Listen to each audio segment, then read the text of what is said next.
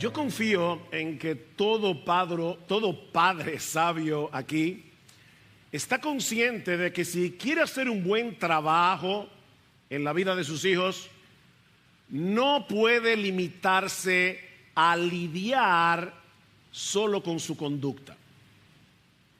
Todo padre sabio está consciente de que debe pastorear el corazón. Pastorear el corazón. Mis hermanos, no es suficiente que nuestros hijos obedezcan una orden. Si lo hacen de mala gana, si lo hacen con un espíritu quejoso, o si en el fondo están usando la obediencia como un chantaje, es decir, porque ellos quieren algo de nosotros y dicen, mejor estoy frío con papi y mami y hago lo que me piden. En ese caso la obediencia es un medio para lograr un fin egoísta. Dame, hijo mío, tu corazón, le dice un padre sabio a su hijo en Proverbios capítulo 23, versículo 26. Y mis hermanos, si eso se relaciona, si eso se aplica a la relación entre padres e hijos, ¿cuánto más a nuestra relación con Dios? Él no quiere de nosotros una fachada de obediencia. Él no quiere de nosotros una fachada de espiritualidad. Él no quiere de nosotros una fachada religiosa. Mis hermanos, Dios quiere nuestro corazón, el tuyo y el mío. De ahí la reprensión de Cristo a los líderes religiosos de su tiempo. Recuerden Marcos capítulo 7 versículo 6, bien profetizó de vosotros Isaías diciendo, hipócritas, este pueblo de labios me honra, pero su corazón está lejos de mí. Mis hermanos, si el corazón está lejos de Dios, nuestras alabanzas de labios no son más que palabras vacías. Nuestro servicio a Él son una ceremonia sin vida. Mis hermanos, Dios quiere de nosotros todo nuestro ser como un sacrificio vivo, dice Romanos capítulo 12, nuestro cuerpo y nuestro espíritu involucrados en nuestro servicio, en nuestra alabanza, en nuestra adoración, porque todo nuestro ser es de Él. Él nos compró. Esa es una de las enseñanzas clave que encontramos en el pasaje de Ageo que vamos a considerar en la mañana de hoy. Pero por amor a aquellos que nos visitan, permítanme tomar unos breves minutos para poner esta historia en su contexto. En el año 586 antes de Cristo, los babilonios destruyeron la ciudad de Jerusalén, destruyeron el templo que Salomón había construido y se llevaron cautivos a un gran número de israelitas a Babilonia. Pero tal como Dios había profetizado en el libro de Daniel, unos años más tarde los persas conquistaron a los babilonios y el rey Ciro el Grande de Persia emitió un decreto para que aquellos judíos que lo desearan regresaran a Jerusalén para reconstruir el templo y la ciudad. En el año 537 antes de Cristo, unos 50,000 israelitas regresaron a Jerusalén, liderados por Zorobabel, el gobernador, y de inmediato se pusieron a la labor, se dedicaron a la labor de la reconstrucción del templo. Pero al año siguiente Ciro muere en batalla y comienzan a surgir una serie de presiones. Los judíos comienzan a enfrentar una serie de problemas y ese impulso inicial comienza a enfriarse hasta que la obra se detiene por completo durante 16 años. Es en ese contexto que Dios les envía al profeta Ageo en el año 520 antes de Cristo, que los exhorta a arrepentirse, que los exhorta a poner sus prioridades en orden, a salir de esa apatía espiritual en la cual estaban sumidos. Todo el pueblo reacciona al mensaje de la palabra y de inmediato reinician el proyecto de reconstrucción. Pero al llegar al versículo 10 del capítulo 2, la porción del pasaje que nos toca predicar en esta mañana, nos damos cuenta que todavía las cosas no estaban caminando bien. Por lo que Dios les envía de nuevo su palabra por medio de Ageo. Dice en el versículo 10, el día 24 del mes noveno, que en nuestro calendario equivale al 18 de diciembre. Marquen esa fecha. Este mensaje de Ageo, recuerden, Ageo tuvo varios mensajes desde el mes de agosto hasta este último, el 18 de diciembre del año 520 antes de Cristo. Tal parece que algunos de estos israelitas estaban suponiendo que todo iba marchando bien por el hecho de ellos haber comenzado la reconstrucción del templo. Pero lo cierto es, mis hermanos, que no todo estaba bien. Había un problema en el corazón que no estaba del todo resuelto. Por eso alguien decía que el corazón del problema es el problema del corazón. Ellos habían reiniciado la obra, pero todavía había un problema. La mera reconstrucción del templo, por importante que esto fuera, no implicaba necesariamente un verdadero arrepentimiento de corazón por la forma como ellos habían relegado a Dios a un segundo plano por casi 16 años. Y es por eso que lo primero que hace Ageo, o para ser más precisos teológicamente, lo primero que hace Dios, no olviden que esto es un mensaje de Dios por medio de su profeta, lo primero que hace Dios por medio de Ageo es llamarlos a considerar seriamente la condición de sus corazones. Vean una vez más el versículo 10. El día 24 del mes noveno, en el año segundo de Darío, vino la palabra del Señor al profeta Ageo diciendo: así dice el Señor de los ejércitos, pide ahora instrucción a los sacerdotes. Y me llama la atención que no dice pidan, dice pide tú. Esto es un mensaje muy personal. Tú, miembro de Iglesia Bíblica del Señor Jesucristo, este mensaje es para ti. Olvídate de tu hermano que está al lado tuyo. Este mensaje es para ti. Pide ahora instrucción. Si alguno lleva carne consagrada en la falda de su vestidura y toca con su falda pan, alimento cocido, vino, aceite o cualquier otro alimento, ¿quedará consagrado? Y los sacerdotes respondieron y dijeron no. Y dijo Ageo: y si alguno inmundo por el contacto con un cadáver, esto es una ley levítica, toca cualquiera de estas cosas, ¿quedará inmunda? Respondieron los sacerdotes y dijeron sí, quedará inmunda.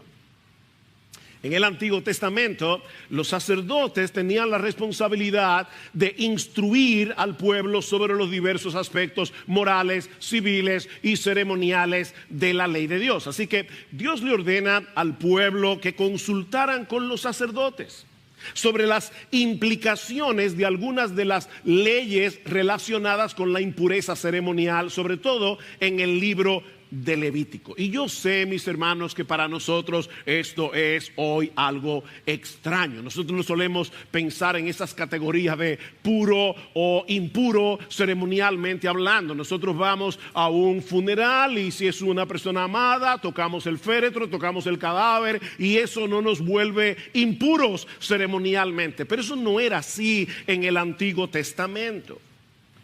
Cuando un judío tocaba un cadáver, cuando un judío tocaba algo inmundo, quedaba ceremonialmente impuro. Y lo que eso quiere decir es que por un tiempo ese judío no podía participar libremente del culto público en el templo. Esa es la idea de una impureza ceremonial.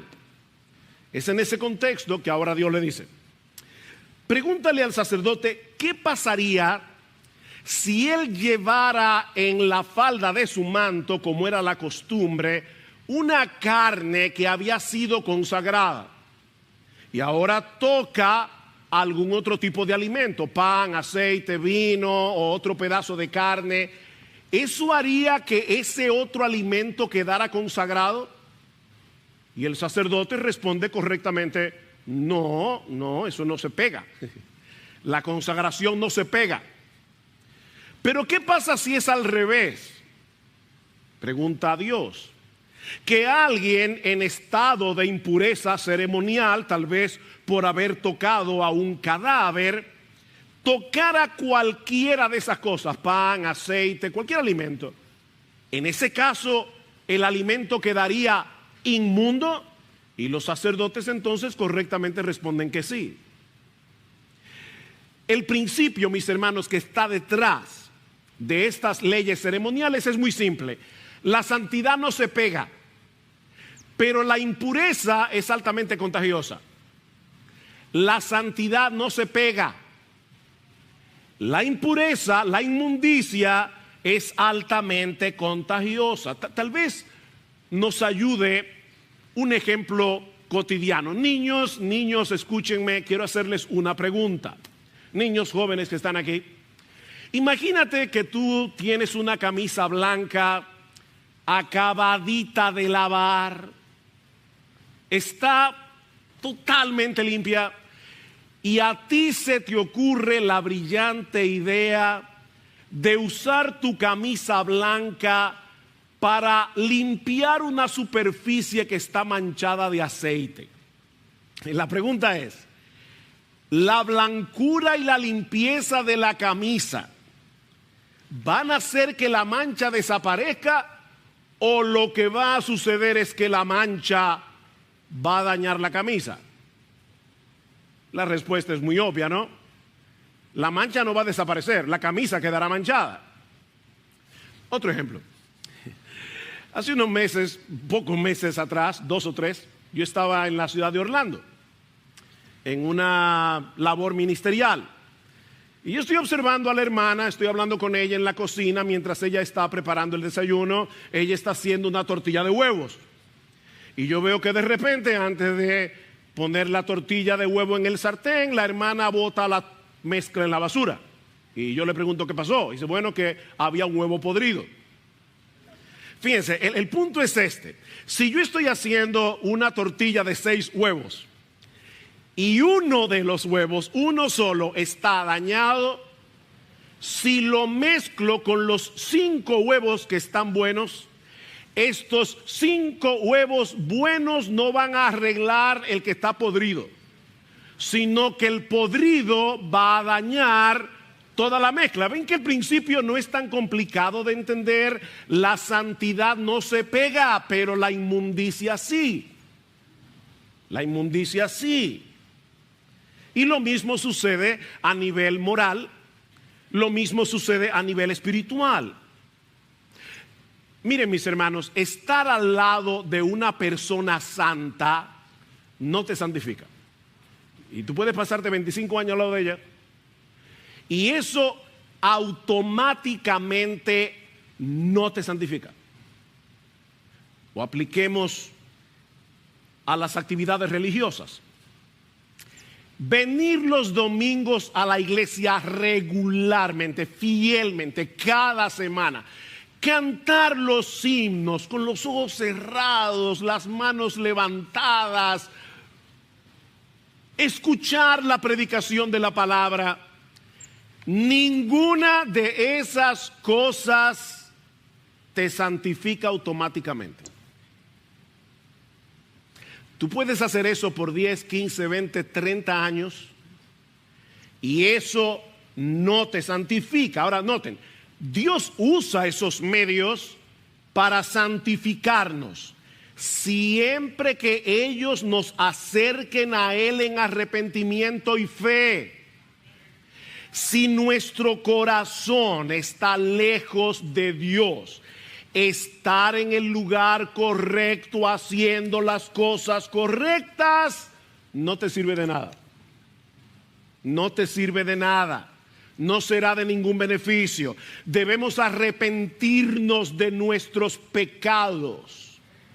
debemos arrepentirnos de todos los ídolos que han estado suplantando a Dios en nuestro corazón. Debemos volver a ponerlo a Él en el lugar que le corresponde, volver a poner en Él toda nuestra confianza, nuestro deleite, nuestra seguridad. Eso es arrepentirse. Es volverse del pecado a Dios. Es dejar de confiar en cualquier cosa que no sea Dios para volver a poner nuestra confianza, todo nuestro deleite, toda nuestra satisfacción únicamente en Dios. Por casi 16 años, estos israelitas a los que Ageo les estaba predicando habían estado muy ocupados en sus propios negocios, habían estado muy ocupados en sus casas artesonadas, estaban muy ocupados en sus placeres, en sus propios deleites, a tal punto que habían relegado a Dios a un lugar muy secundario en sus vidas. Vean una vez más el capítulo 1 que ya estudiamos, versículo 3. Entonces vino la palabra del Señor por medio del profeta Ageo diciendo: ¿es acaso tiempo para que vosotros habitéis en vuestras casas lujosas, en vuestras casas artesonadas, mientras mi casa, el templo, está en ruinas, está desolado? Es tiempo para ustedes, pero no es tiempo para Dios. Y aunque ellos habían comenzado a reedificar el templo, mis hermanos, eso no necesariamente implicaba que todo el pueblo estaba consciente de lo mucho que se habían alejado de su comunión con Dios. No estaban tan conscientes de lo trastornadas que estaban sus prioridades. Es por eso que a lo largo de todo el libro nosotros vemos una y otra vez el llamado de Dios a considerar. Capítulo 1, versículo 5.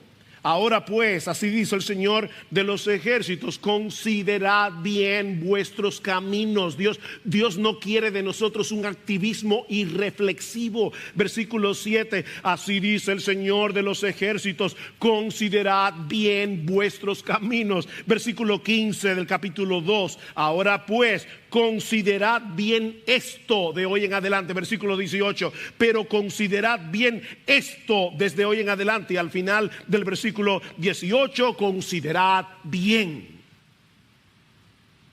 Es insistente. Deténganse a pensar. Examinen sus corazones. ¿Cómo está tu comunión con Dios? ¿Qué tan importante es para ti obedecer lo que Él nos manda en su palabra, movido por un sentido de gratitud, con el propósito de agradarlo a Él? Señor, yo no voy a hacer esto, voy a hacer esto porque yo sé que es lo que te agrada a ti. ¿Qué tan consciente tú vives de agradar a Dios? Mira, mi hermano, mi hermana, no vivas tu vida cristiana en automático. No vivas tu vida cristiana haciendo por inercia lo que se supone que todo creyente debe hacer. Ahora voy a leer mi Biblia, ahora voy a orar, ahora voy a venir a la iglesia, ahora voy a cantar, ahora me voy a involucrar. Nosotros hemos estado hablando de involucrarnos en los diferentes ministerios, y el más importante ahora mismo es cuna, corral, en la escuela dominical. Eso es importante, pero no lo hagas por inercia. No lo hagas en automático, porque óyeme bien, mi hermano, ninguna de esas actividades religiosas son un fin en sí misma. Dios usa todas esas cosas para que nos acerquemos a Él. La mera reconstrucción del templo no servía para nada sin un verdadero arrepentimiento. Más bien, Dios le dice: ustedes están profanando lo que están haciendo porque no hay en vosotros un arrepentimiento de corazón. Vean el versículo 14. Ahora viene la aplicación de Ageo. en su época. Entonces volvió a hablar a Jehú y dijo: así es este pueblo y así es esta nación delante de mí, declara el Señor, y así es toda obra de sus manos, y lo que aquí ofrecen inmundo es. ¿Se dan cuenta del problema? La mera reconstrucción del templo no servía para nada si ellos no resolvían el corazón del problema. Y el corazón del problema es el problema del corazón. El corazón del problema es el problema del corazón. Sin un verdadero arrepentimiento, ellos estaban profanando el templo. Su inmundicia lo contaminaba todo. ¿Qué debían hacer? Arrepentirse. Debían destruir los ídolos que estaban suplantando a Dios en sus corazones para volver a disfrutarlo a Él. Mis hermanos amados, ¿qué era lo que significaba este templo?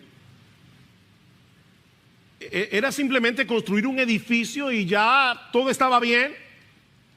No, recuerden que la reconstrucción del templo era importante porque ese templo representaba la presencia y la gloria de Dios en medio de ellos. Pero ¿saben qué? Para poder disfrutar de esa presencia, tú tienes que tener un corazón arrepentido. Por eso decía Lutero que la vida cristiana consiste en volver una y otra vez al arrepentimiento y a la fe. No es una sola vez que tú te arrepientes, no es una sola vez que tú crees. Constantemente tenemos que volvernos de nuestros pecados a Dios. La vida cristiana es una vida de arrepentimiento. Es por eso que en el templo había un altar. ¿Y para qué era el altar? Para llevar a cabo los sacrificios. ¿Y para qué eran todos esos sacrificios? Bueno, mis hermanos, todo el sistema sacrificial del Antiguo Testamento estaba diseñado para que un pueblo inmundo pudiera acercarse a un Dios 3 veces santo y tener comunión con Él. Ese era el propósito. En nuestra mente occidental, cuando nosotros pensamos en todos esos sacrificios de corderos, toda esa sangre, nos parece algo tan cruel que perdemos de vista la hermosura detrás del sistema. Hay una hermosura detrás del sistema sacrificial. Porque lo que Dios diseñó fue un sistema de sacrificios para que el pueblo pudiera acercarse a Él, para que el pueblo que era inmundo a través de estos sacrificios, hasta que llegara aquel que verdaderamente simboliza esos sacrificios, el Cordero de Dios que quita el pecado del mundo, estos judíos en el antiguo pacto pudieran acercarse a Dios y tener una comunión deleitosa con Él. No era como ya sacrifiqué mi cordero, bye bye Señor, nos vemos el próximo sábado. No, esto no funcionaba así. No era un asunto ritualista, no era un asunto meramente ceremonial, era un problema del corazón. Ellos estaban resolviendo un problema del corazón. Mis hermanos, escuchen rápidamente algunos pasajes del Antiguo Testamento que yo temo que fácilmente podemos pasar por alto. Éxodo 18:12. Y tomó Jetro, suegro de Moisés, holocaustos y sacrificios para Dios, holocaustos y sacrificios, y vino Aarón y todos los ancianos de Israel para comer con el suegro de Moisés delante de Dios. Miren, en la cultura oriental una comida es algo súper importante. No es simplemente ir a comer un plato de comida. Es lo que sucede ahí. Jetro lleva a cabo este sacrificio y Aarón y Moisés, ¿para qué? Para poder comer delante de Dios. ¿Ven? Perdón y comunión, perdón y comunión. Éxodo 24:5. Y envió jóvenes de los hijos de Israel, los cuales ofrecieron holocaustos y becerros como sacrificios de paz al Señor. Y ahora escuchen esto. Y vieron a Dios y comieron y bebieron. Todos estos sacrificios es para que ellos pudieran sentarse a la mesa con Dios, a tener comunión con Él. Un texto más, Deuteronomio 12:6. Y allí llevaréis vuestros holocaustos y vuestros sacrificios y comeréis allí delante de Jehová vuestro Dios y os alegraréis. No era, ya Señor cumplí, mira el cordero, nos vemos. No, perdón y comunión, perdón y comunión.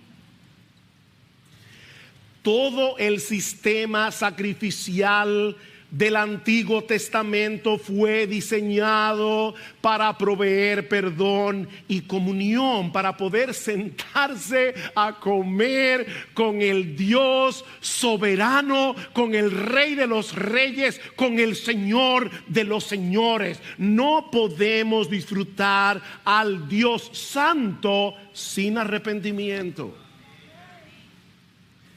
No se podía en el Antiguo Testamento y saben que tampoco se puede en el Nuevo, porque es el mismo Dios y son las mismas demandas de santidad.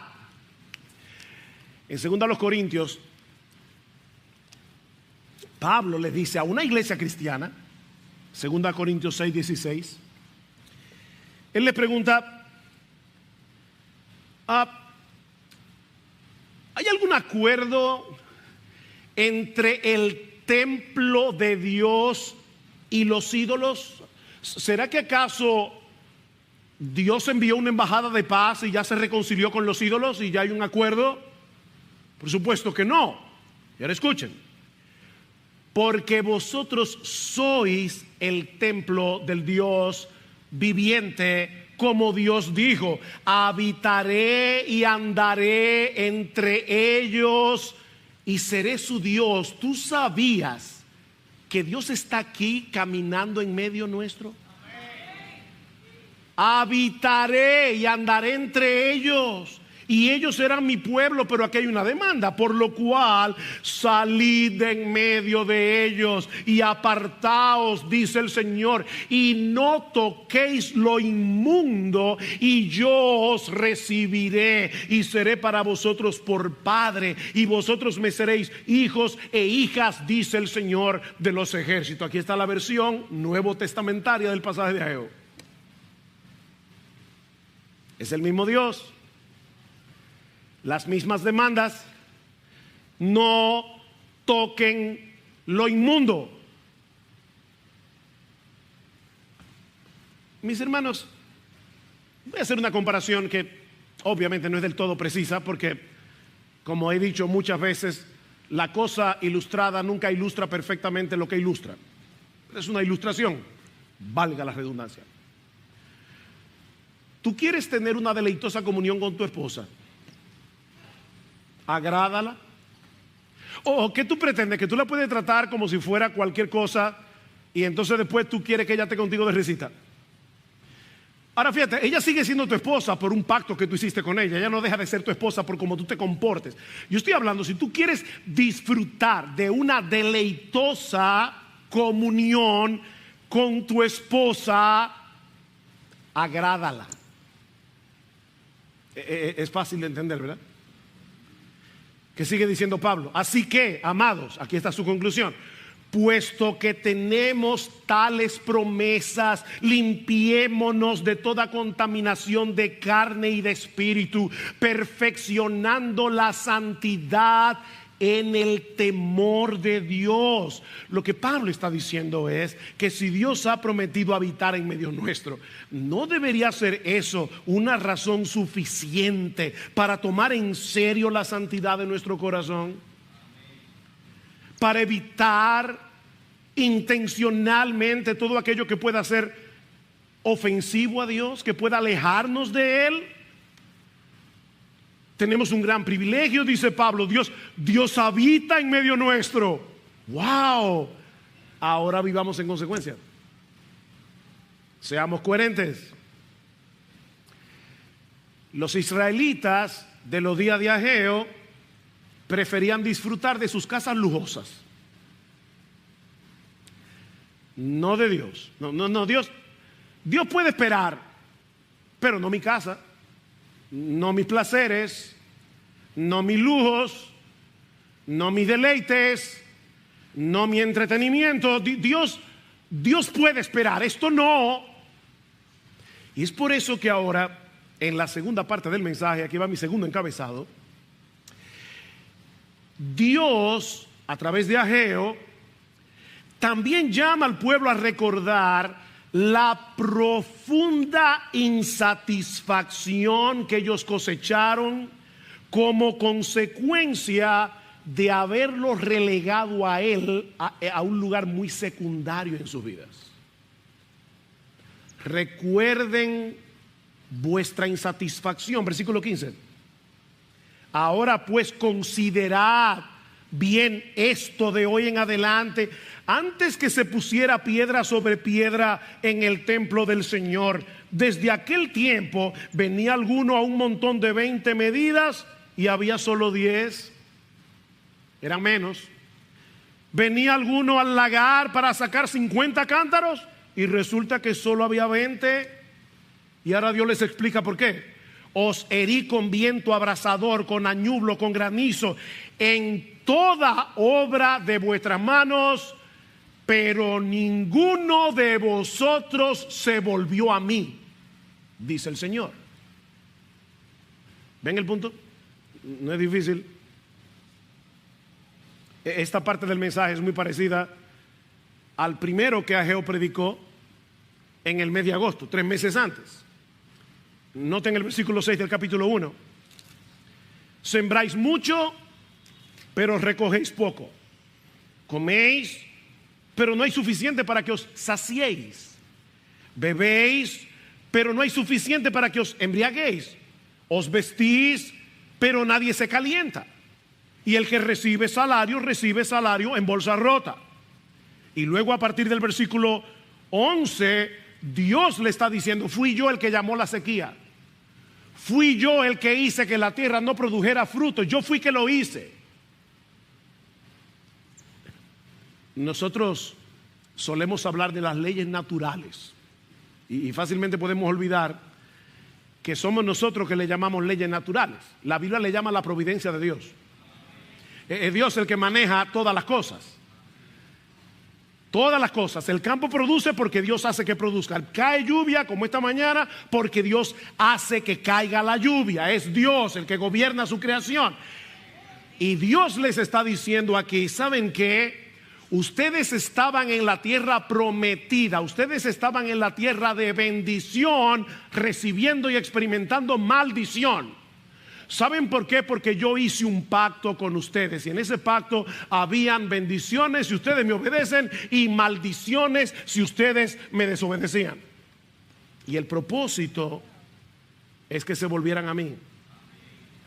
Es que se volvieran a mí, porque no hay una mayor maldición que disfrutar de los bienes de Dios olvidándose de Dios. Serás un miserable si pretendes disfrutar los bienes de Dios olvidándote de Dios. Sí, Dios ha prometido bendecirnos por gracia.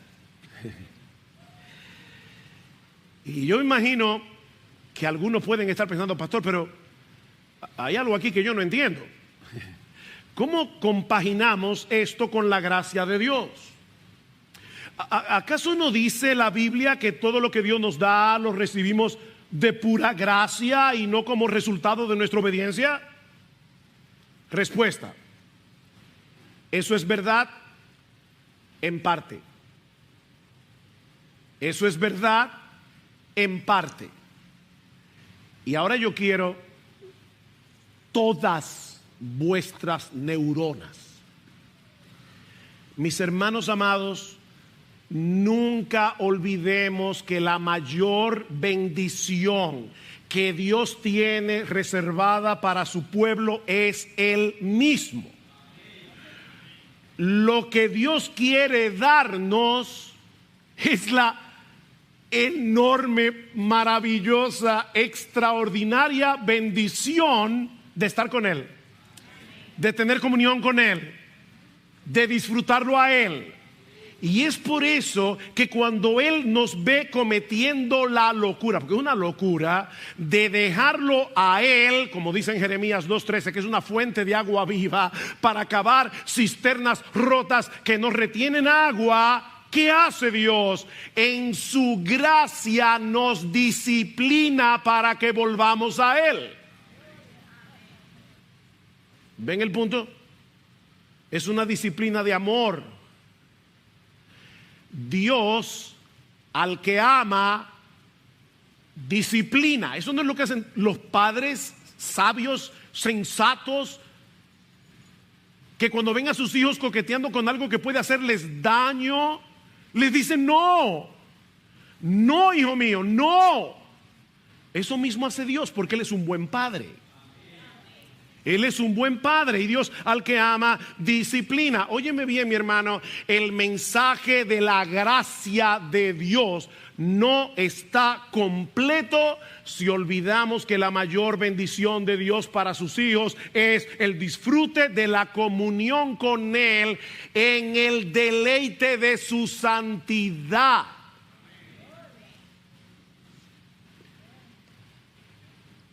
El diablo nos ha vendido la idea de que la ley de Dios es una camisa de fuerza. Es como si Dios fuera un matagozo cósmico, un ser aburrido que está allí en el cielo, procurando de todo corazón que nosotros disfrutemos de su aburrimiento. Así que cada vez que Él nos ve disfrutando demasiado de algo, dice, no, prohibido, prohibido, prohibido. No, ese no es el Dios de la Biblia, ese es el Dios que el diablo quiere poner en tu corazón. El Dios de la Biblia no es un tirano, el Dios de la Biblia es bueno y nos ama con un amor inalterable. ¿Qué dice el Salmo 19:8? Los mandamientos de Jehová son rectos y ¿qué producen? Alegran el corazón. Alegran el corazón. ¿Qué le dice Cristo a sus discípulos en Juan capítulo 15 versículo 10? Si guardareis mis mandamientos, permaneceréis en mi amor, así como yo he guardado los mandamientos de mi Padre y permanezco en su amor. Y ahora escuchen, estas cosas os he hablado para que mi gozo esté en vosotros y vuestro gozo sea completo. Obedezcan y van a recibir esa bendición. Mira, tomar en serio los mandamientos de Dios, tomar en serio la santidad, no es contrario a la gracia. Pensar eso es una desgracia. Lo que es contrario a la gracia es tratar de obedecer a Dios para ganarnos su favor. Eso es contrario a la gracia. En vez de hacerlo movidos por la gratitud de haber sido ya favorecidos por gracia.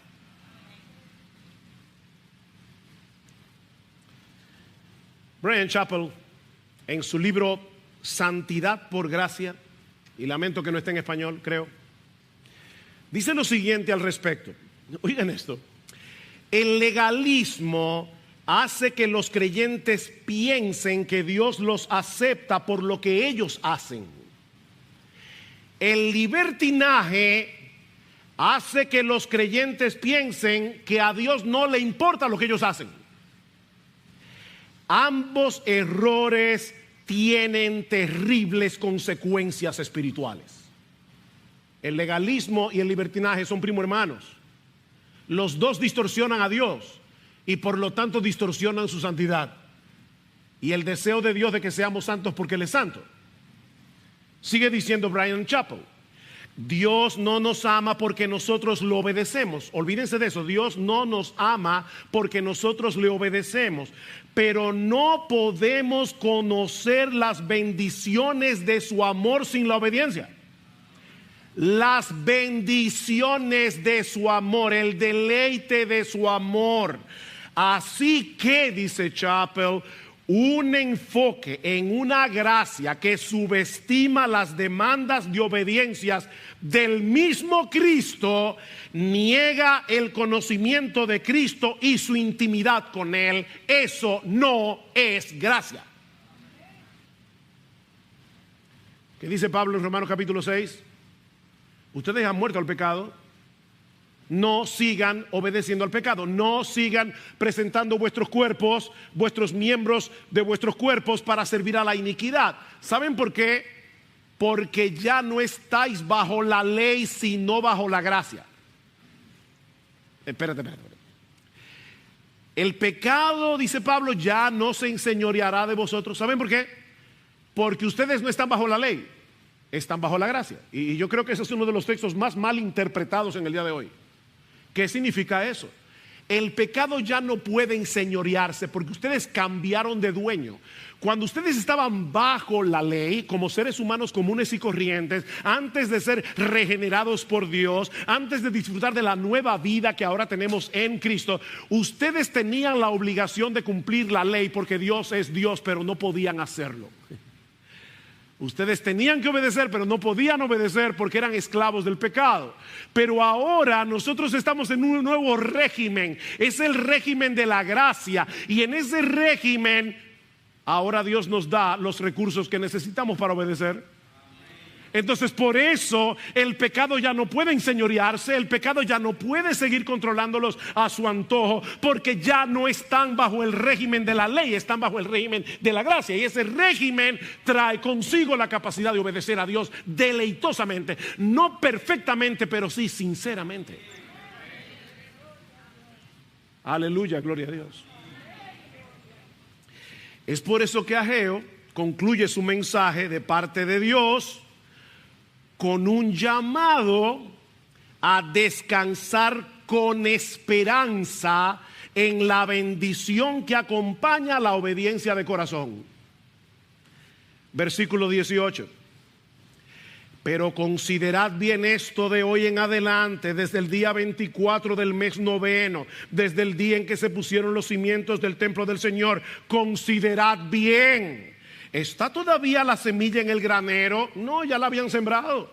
Pero todavía la vid, la higuera, el granero y el olivo no han dado fruto. Pero desde hoy yo os bendeciré. Wow, qué mensaje tan esperanzador. Otra vez tenemos que prestar atención a la fecha del mensaje. El 24 del mes noveno, estamos el 18 de diciembre en nuestro calendario. Esa era la época en que los judíos ya habían sembrado la semilla en el campo y estaban aguardando los frutos. Este era un tiempo importante del cultivo. Pero ahora Dios le dice, ¿saben qué, mis hijos, pueblo mío? Ustedes necesitan vivir por fe, no por vista. Porque no parece lógico sacar tiempo de vuestro trabajo en el campo en una época tan crucial para continuar con la reparación del templo. Eso no parece lógico. Pero Dios le dice, eso es precisamente lo que ustedes tienen que hacer. Pónganme en mi lugar. Yo soy el primero, no importa que estemos en época de cosecha. Pónganme en mi lugar, yo soy el primero. Vivan por fe. Pruébenme. Ellos necesitaban volver a poner sus prioridades en orden, o en el lenguaje de Jesús, ellos debían poner primero el reino de Dios y su justicia y dejarle a Dios la añadidura. Déjale a él la añadidura. Es por eso que Dios les dice, miren qué reto, marquen este día.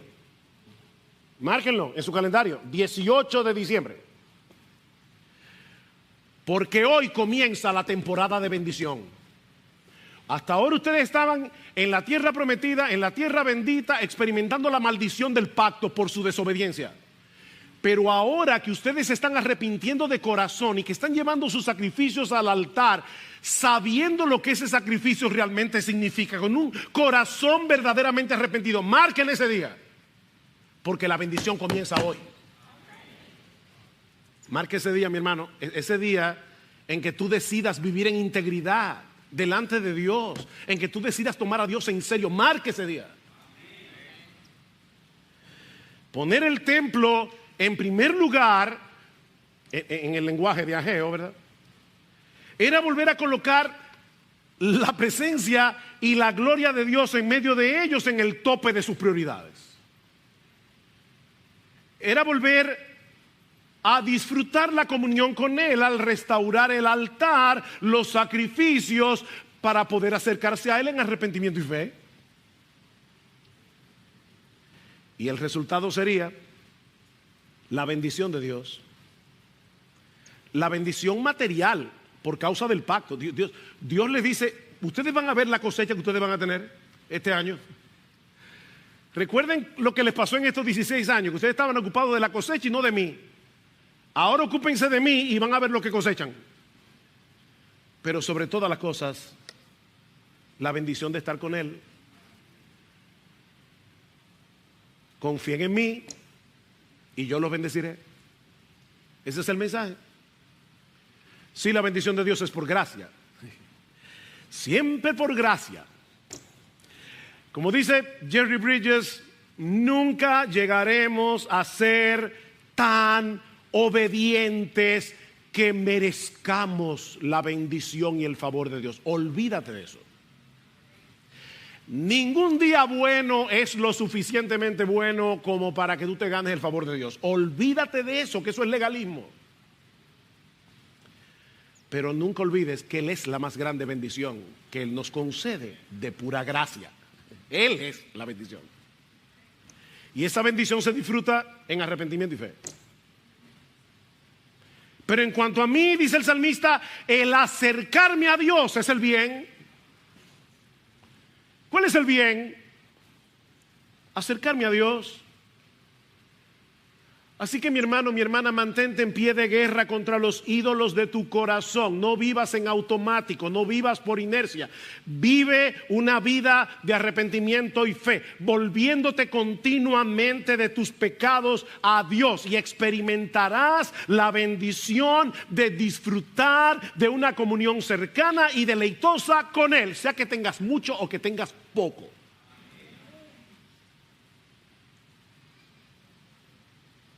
Dios no te salvó de pura gracia para que ahora tengas licencia para pecar. Dios no te salvó de pura gracia para que tengas en poco sus mandamientos. Dios te salvó para que puedas disfrutarlo a Él en la hermosura de su santidad. Una cosa he demandado al Señor, una cosa, una, no dos, no tres, no 10, una sola cosa. Salmo 27:4, he demandado al Señor que esté yo en la casa del Señor todos los días de mi vida para contemplar la hermosura del Señor y para admirar en su templo. La hermosura del Señor. Dios nos compró al precio de su sangre, no con sacrificios de animales. Dios nos compró a precio de su sangre para que podamos tener comunión con Él. Estaba leyendo que en el año 2019 hay una subasta que se hace todos los años para comer con famosos. ¿Cuánto tú pagarías por comer con un famoso? Bueno, en el año 2016, en una subasta, un tipo estuvo dispuesto a pagar $4.6 millones para comer con Warren Buffett. Y le dieron un bono. Puede llevar 6 amigos que tú quieras. ¡Wow! Por $4.6 millones, está bien. Para comer con Warren Buffett. ¿Saben qué? Mis hermanos, el Dios del universo, Él pagó el precio de esa comida. con la sangre de su hijo, para que tú y yo podamos sentarnos a la mesa con el Todopoderoso y tener una relación de deleitosa comunión con Él, como un padre con su hijo. Y Él pagó el precio. Y no fueron 4.6 millones de dólares. Fue la sangre de Jesús vertida en el Calvario.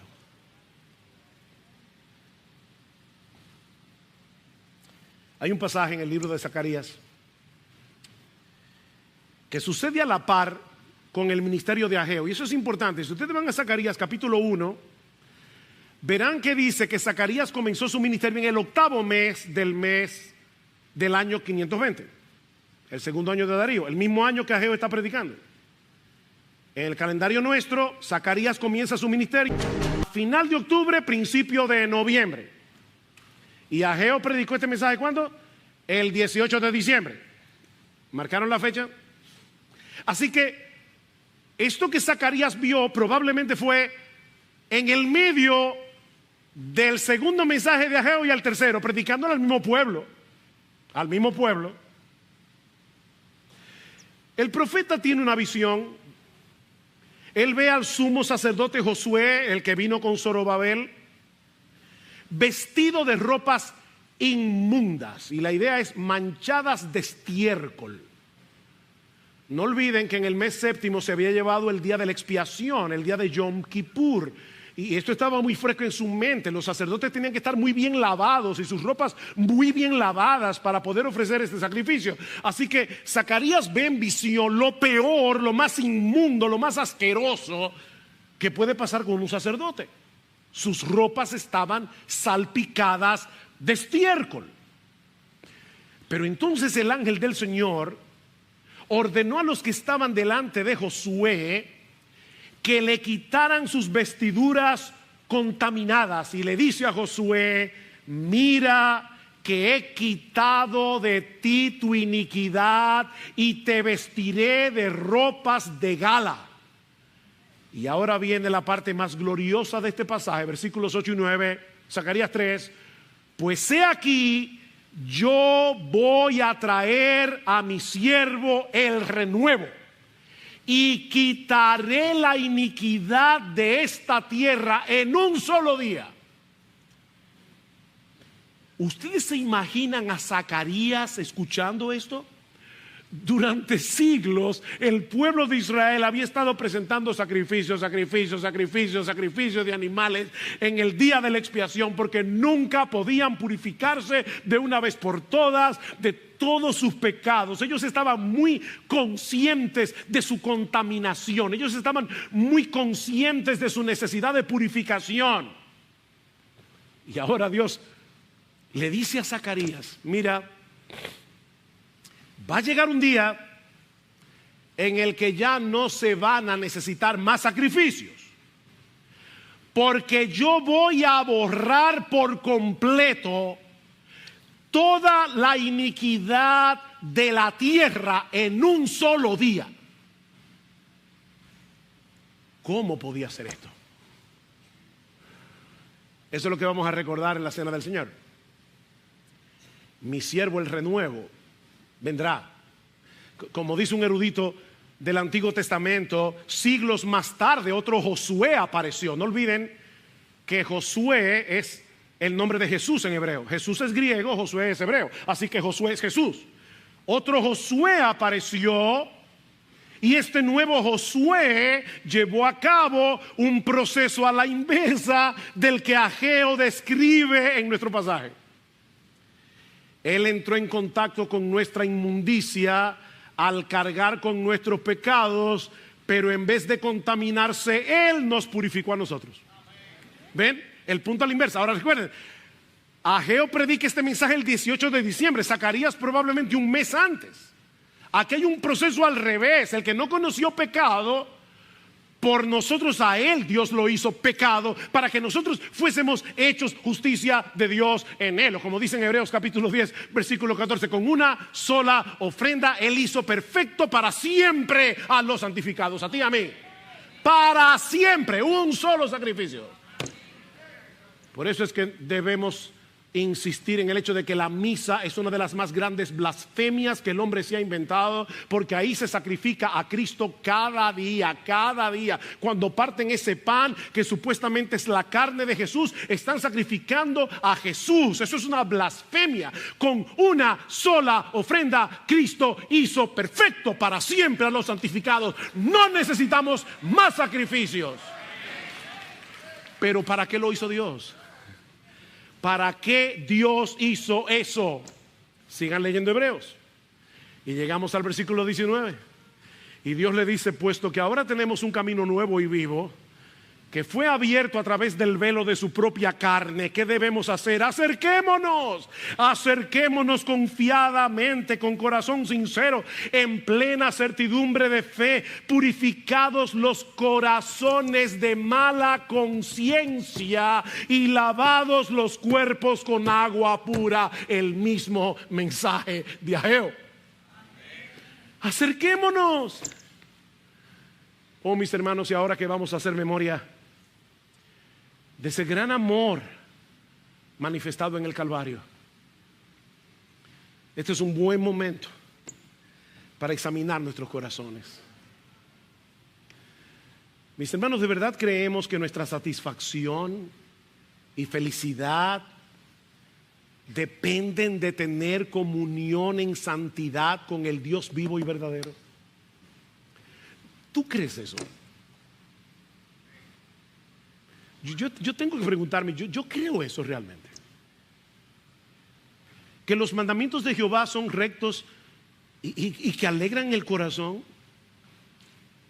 El verdadero gozo se encuentra en una deleitosa y obediente comunión con Dios. ¿Cuáles son los ídolos que se están interponiendo entre Dios y tú? ¿Es el placer? ¿Es la fama? ¿Es el dinero? ¿Es el entretenimiento? ¿Es tu estilo de vida? Que te están llevando a buscar tu seguridad, a buscar tu satisfacción fuera de Dios. Arrepiéntate. Oh, mis hermanos, pidamos en oración que en dependencia de su espíritu hoy, marquen este día, 5 de junio. Este puede ser tu 18 de diciembre. Marque este día, cuando te volviste a Dios en serio, en arrepentimiento y fe. Que en gratitud seamos movidos a procurar intencionalmente su agrado, viviendo en integridad, no perfectamente, es manteniendo nuestras cuentas cortas con Dios, manteniendo una buena conciencia, como dice Pablo, delante de Dios y de los hombres. Mantén tus cuentas cortas. Que si confesamos nuestros pecados, Él es fiel y justo para perdonar nuestros pecados y limpiarnos de toda maldad. No tienes que quedarte aplastado por el peso de tu pecado. No, marca este día. Oh, que el Señor bendiga su palabra predicada en esta mañana, y que ahora bendiga su palabra representada al participar de la cena del Señor, para hacer memoria del alto precio que el Dios del universo pagó por medio de la preciosa sangre de su precioso Hijo, para que ahora podamos sentarnos a comer con Él. No con Warren Buffett, no con Bill Gates, con el Rey de los Reyes y con el Señor de los Señores. Oh, que Dios nos dé un corazón en esta noche, en esta mañana, para entender estas cosas, para interiorizar estas cosas, para aplicar.